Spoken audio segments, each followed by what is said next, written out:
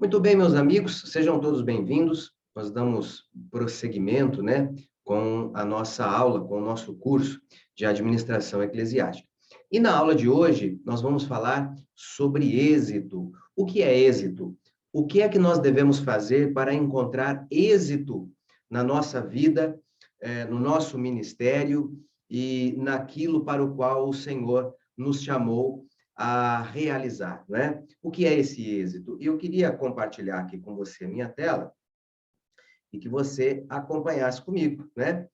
Os princípios do êxito, é disso que nós vamos falar na aula de hoje, né? O que é êxito? Você consegue responder essa pergunta, não é? Pense por um momento e diga para você mesmo o que é que o êxito significa para você, o que é sucesso para você, o que é realização de fato. A primeira coisa, como cristãos, nós precisamos entender que o êxito para o cristão é diferente do êxito para o homem mundano, né? A base do êxito no mundo é volúvel e temporal, ou seja, ela é muda, ela é passageira, né? Ela é como uma flor que nasce de manhã e ao meio-dia ela se seca ao sol. Por quê? Porque esse mundo é passageiro, porque esse mundo é como fumaça, não é? Mas o êxito do reino de Deus tem como base aquilo que é concreto, aquilo que é eterno, né? Porque está baseada na verdade revelada de Deus, na palavra de Deus. E Jesus nos ensina, através da sua palavra, que o mundo vai passar, os céus e a terra passarão, mas a palavra de Deus permanecerá eternamente. Nem uma vírgula, nem um tio da palavra de Deus, ela vai passar, não é? A palavra de Deus permanece eternamente. Portanto, o êxito para o cristão é diferente do êxito no mundo. Por quê? Porque o sucesso para o homem mundano está baseado em coisas passageiras, né? Jesus disse que estas coisas, elas a traça corrói essas coisas, né? Os ladrões roubam, tudo aquilo que está nesse mundo é passageiro, é efêmero, mas aquilo que concerne ao reino de Deus é eterno, é durável, é real de fato, é concreto, né? Olha só, há um modelo diferente de êxito no reino de Deus. O mundo olha para homens ricos e poderosos, mas o nosso modelo é o Senhor Jesus Cristo. Há uma meta diferente de êxito, de sucesso, de realização. O dinheiro, poder e posição são enfatizados como metas mundanas. A meta no reino de Deus é a semelhança de Cristo. O que é que você tem buscado na sua vida? Né? Entenda, eu disse isso em blocos anteriores e eu sempre gosto de frisar isso. Alguma coisa errada em ter dinheiro, né? Nenhuma. A Bíblia não diz que há mal nenhum no dinheiro. A Bíblia diz que o amor ao dinheiro é a raiz de todos os males, né? Que aquele que tem a sua devoção, a sua segurança no dinheiro mais ou maior do que a sua confiança em Deus, é alguém idólatra. A avareza, o amor ao dinheiro, o apego às coisas materiais, na Bíblia é comparado à idolatria, né? Jesus diz que esse apego às coisas materiais é realizado por aqueles que servem a Mamon, né? As riquezas deste mundo. Existe algum mal nisso? Em ser bem-sucedido nesse sentido, né? Em ter dinheiro, em ter uma posição na empresa onde você trabalha, né? Exercer cargos de poder em qualquer uma dessas instituições que existem? Não, não há problema nenhum nisso, né? O problema, eu repito, é uma questão de ênfase, é onde está o seu coração. Se o seu coração não está nestas coisas, não há mal nenhum. Agora, se o teu coração estiver voltado para estas coisas, de modo que aquilo que você poderia fazer pelo reino é prejudicado, então nisso aí há pecado. Você está compreendendo, meu amado? Então, a ênfase aqui é que o reino de Deus deve ser a primazia na minha vida, na sua vida. Qual é a nossa meta enquanto cristãos, enquanto discípulos de Jesus? Não é? A nossa meta não é adquirir dinheiro, posses, riquezas, casas, ou seja lá o que for. A nossa maior meta é ser como Cristo é. É termos e adquirirmos o caráter de Cristo. É ter manifesto em nós o fruto do Espírito Santo de Deus. A alegria, a paz, o amor, a longanimidade, a benignidade, a bondade, a mansidão, domínio próprio, a fidelidade, percebe? Todas estas virtudes que compõem o fruto do Espírito Santo são virtudes características daquele que se assemelha a Cristo, características daquele que tem o caráter segundo o caráter de Cristo Jesus.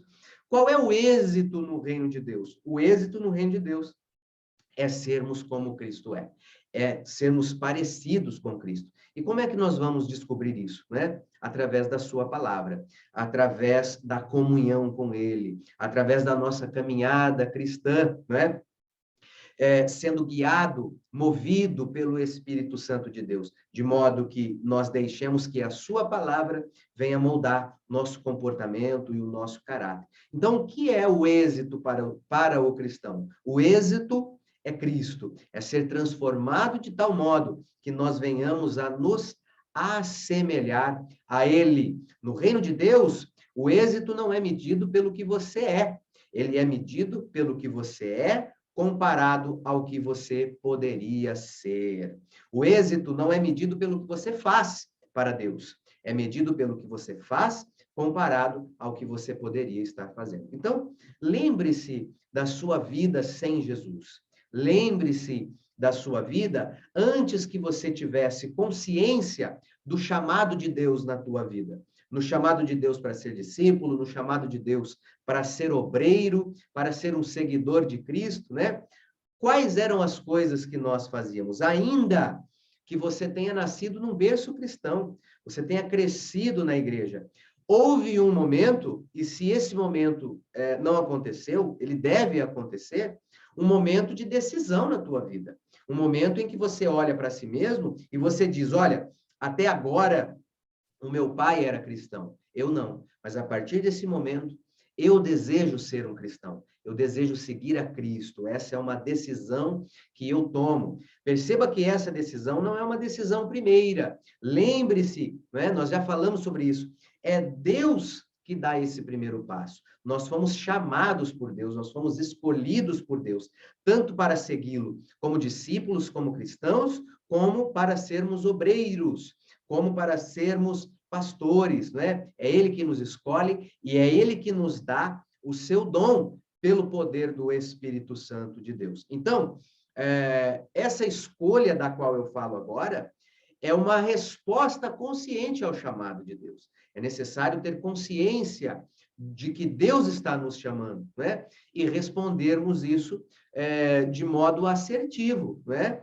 Com a nossa vida, entregando a nossa vida de fato. Então, veja, desde o momento em que você se entregou a Jesus, né? Que você decidiu segui-lo de fato e atender ao chamado de Deus, como era a sua vida e como ela é agora? Entenda que você não é perfeito, eu não sou perfeito, não há ninguém perfeito. Nós todos somos pecadores ainda, mas não é isso que importa, não é o que nós somos, mas é aquilo que nós poderíamos ser e aquilo que nós haveremos de ser, porque o caminho de santidade, né, seguir a Cristo, implica em que nós estamos numa crescente, em constante evolução, né? À medida de que, a cada tempo, nós somos, a cada dia mais parecidos com Cristo. Nós vamos vencendo batalhas que antigamente nós não obtínhamos vitórias nela, né? Vitória contra o pecado, não é? Nós conseguimos agora, nós somos vencedores, porque Jesus tem nos ajudado e gradualmente, a cada dia, nós estamos nessa constante, nós estamos em evolução, em aperfeiçoamento, num processo de santificação, até que nós cheguemos à estatura de varão perfeito, não é? No dia em que Cristo vier buscar a sua igreja. Mas hoje, a minha missão é ser melhor, não é? É ser um vencedor. Ainda que eu tenha caído no dia de ontem, a Bíblia diz que o homem interior, ele se renova a cada dia. Ainda que o homem exterior se corrompa, o homem interior, ele se renova. Então, nós estamos, né, nós que temos o coração sincero, coração quebrantado, nós que reconhecemos nossas falhas, nós nos achegamos a Deus em arrependimento, o Senhor a cada dia nos renova, nos fortalece, nos aperfeiçoa, né? Então, é nisso que consiste o reino de Deus e o êxito no reino de Deus, de que hoje nós não somos mais quem nós éramos, e amanhã nós seremos melhores do que nós somos hoje. Não é aquilo que nós fazemos para Deus, mas é aquilo que nós poderíamos estar fazendo, né? Contra Deus, ofendendo a Deus, com os nossos pecados, com os nossos vícios, né? Com a nossa vã maneira de viver, do modo como nós vivíamos antes de aceitar a Cristo. Mas agora não, nós fomos transformados. E ainda aquilo que nós fazemos para Deus é para a glória dele, porque toda virtude, todo dom perfeito, toda boa dádiva, o que é que a Bíblia diz acerca disso? Que é o Senhor, que é o Pai das luzes que nos dá. Então, o nosso êxito consiste nisso, consiste em que nós não somos mais quem nós éramos, e nós seremos ainda, né, aperfeiçoados a cada dia pelo Senhor.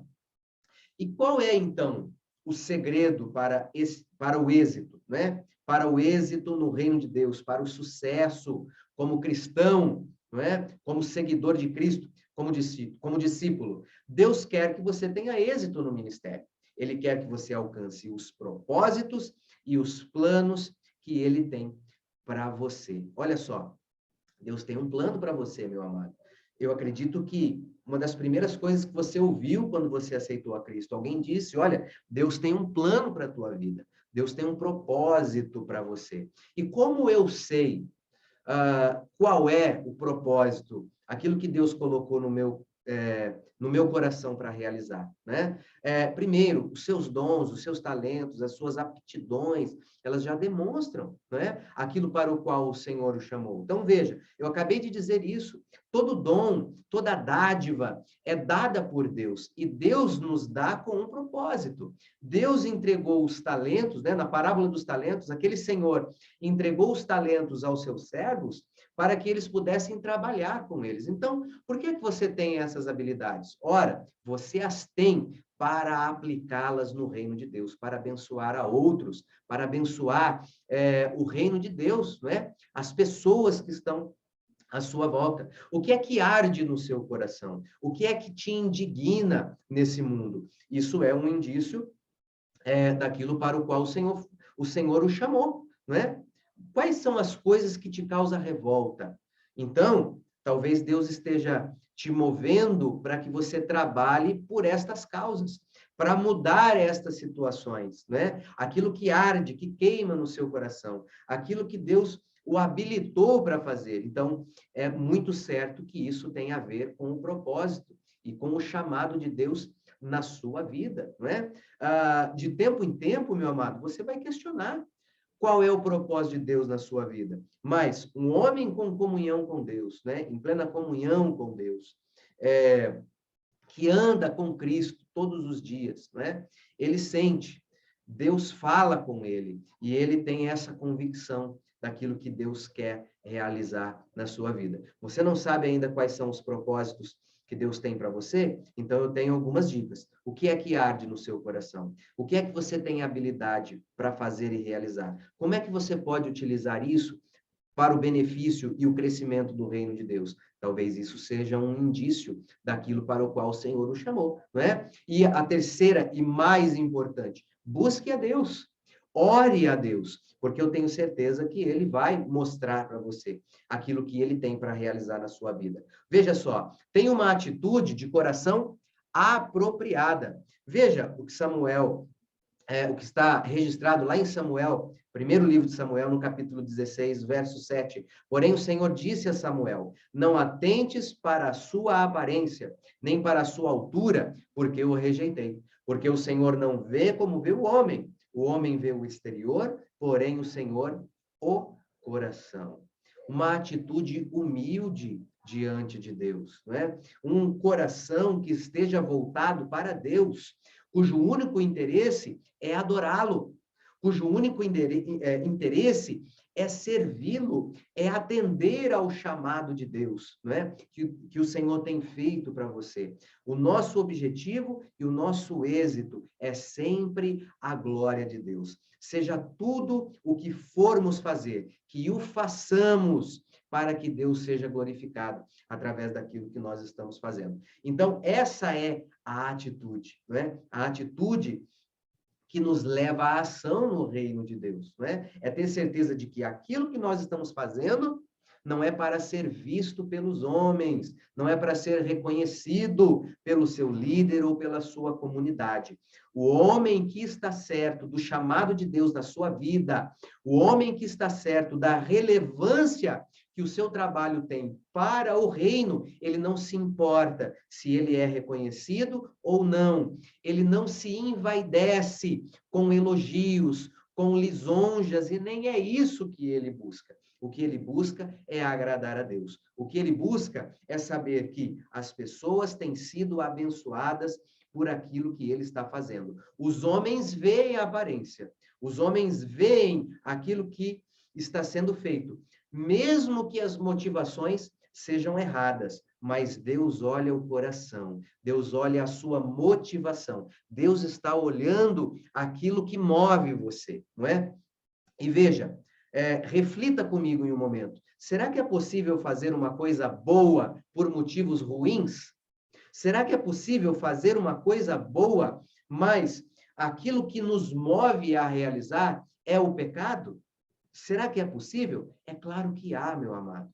É claro que é possível fazermos coisas boas por motivos maus. E Deus está olhando para a nossa motivação, para o nosso coração, para aquilo que está no nosso interior, né? E tudo aquilo que nós estamos fazendo no reino tem como objetivo agradar a Deus, né? Então, o que tem te movido, não é? Será que você tem alcançado ou buscado o êxito que nós estamos falando aqui agora, não é? O êxito de se assemelhar a Cristo, de louvar a Deus, de agradar a Deus, não é? De fazer aquilo que Deus deseja que façamos pela motivação correta. Então, é muito importante ter uma atitude de coração apropriada, voltada para o reino, um caráter transformado no meu interior. E é óbvio que se isso acontecer, se houver uma mudança no meu interior, aquilo que se expressa através do meu comportamento e através da minha vida, vai ser observado, vai ser notado. Essa minha atitude de coração, essa minha motivação no meu coração, vai me levar à ação e a boas ações, com certeza, não é? Mais um modo como nós alcançamos o êxito, né? Primeiro, é conhecer a fonte do êxito, é conhecer aquele que nos chamou para realizar aquilo que nós estamos realizando, né? Isso que é êxito de fato, é conhecer a Cristo, é andar com Cristo. Veja só, acompanhe comigo esse texto. Assim diz o Senhor: não se glorie o sábio na sua sabedoria, nem o forte na sua força, nem o rico nas suas riquezas, mas o que se gloriar, glorie-se nisso, em me conhecer e saber que eu sou o Senhor, e faço misericórdia, juízo e justiça na terra, porque destas coisas me agrado, diz o Senhor. Então, qual é o motivo de orgulho para nós, né? Paulo disse isso, disse coisa semelhante, né? Eu não me glorio em nada daquilo que eu realizei ou que eu fiz com a minha vida. Muito pelo contrário, eu reputei tudo aquilo que eu era e tudo aquilo que eu tinha como nada comparado àquilo que eu ganhei, o conhecimento de Cristo, né? Isso, aquilo que eu tinha o meu grau de fariseu, o status que eu tinha diante da minha sociedade, não é? Ser um judeu puro da tribo de Benjamim, ser um cidadão romano, do modo como era, irrepreensível em relação à lei de Deus, eu considero tudo isso como nada, diante daquilo que eu ganhei, o conhecimento de Cristo. Né? Então, é isso que importa para nós. Em que nós nos gloriaremos? Naquilo que podemos fazer, nas nossas habilidades, no nosso conhecimento, nas nossas aptidões, na nossa força, nas nossas riquezas, nas nossas posses. O que é que te enche de orgulho? O que é que tem feito com que você se glorie? Não é? Vamos nos gloriar nisso, em conhecer a Deus. E esse conhecimento, veja, não é um conhecimento intelectual. Esse conhecimento é um conhecimento íntimo. A Bíblia, quando fala de conhecer, fala de uma relação de intimidade, não é? O conhecimento no sentido bíblico. Quando diz lá que Abraão conheceu Sara, sua esposa, quer dizer que ele teve uma relação íntima com ela. Então, o conhecimento de Deus é experiência, é um relacionamento íntimo com Deus. Buscar ao Senhor significa ministrar a Ele, inquirindo, orando e estudando a palavra para conhecê-lo e fazer sua vontade. Tome o exemplo do rei Uzias. Ele buscou a Deus e esta é a razão para o seu êxito. Veja lá, segundo livro de Crônicas 26:5, diz assim: propôs buscar a Deus nos dias de Zacarias. Quem propôs buscar a Deus? Uzias, que era sábio nas visões de Deus. Nos dias em que buscou ao Senhor, Deus o fez prosperar, Deus o fez ter sucesso, Deus o fez ter êxito, não é? Pelo fato de que ele buscou a Deus, pelo fato de que ele teve comunhão com Deus, meditou na palavra de Deus, a colocou em prática e desse modo se tornou parecido com Deus, não é? Entendeu qual é o propósito de ser humano. Não é de ser rei de Israel, o propósito de ser rei de Israel, de ser um pastor de Israel, de ser um líder em Israel. O propósito do que é ser humano. E o propósito do que é ser humano é ser parecido com Deus. Para isso, Deus criou o homem. E Deus criou o homem à sua imagem e semelhança. A lei de Deus é o caráter de Deus revelado ao homem. E o homem que busca a vontade de Deus, que busca conhecê-lo, que busca fazer a sua vontade, é um homem que se assemelha a ele, tá certo? E isso fez com que ele fosse próspero. Isso fez com que ele tivesse êxito em tudo aquilo que ele realizou. Nós ainda voltamos com esse tema e eu aguardo você dentro de instantes. Não saia daí.